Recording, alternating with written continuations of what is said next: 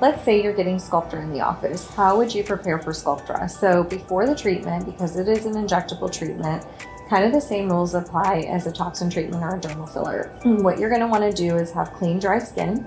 The second thing is to avoid any blood thinners. So red wine, Aleve, Motrin, vitamin E, ginkgo, fish oil, most importantly, aspirin especially. And if you're on any of those for medical necessity, definitely talk to one of us because we can work around it.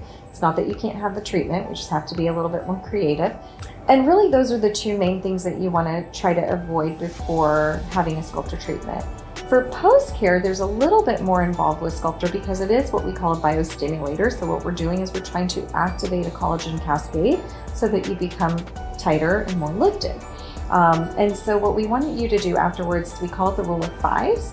You're going to massage the areas that we inject for 5 days, 5 times a day for 5 minutes is the general rule of thumb, and that is total time.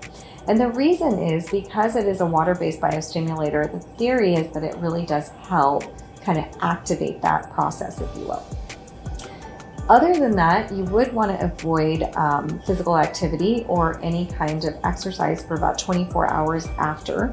The nice part about Sculptra is there's not a lot of swelling involved because it is a water-based process, and so usually by the next day, you're back to normal. If you get any bruising afterwards, because it is a deep injection, we actually recommend the Elastin Enhance. It is a product that actually reduces clinically studied that reduces your bruising and swelling effect, but you are also able to put ice on that as well.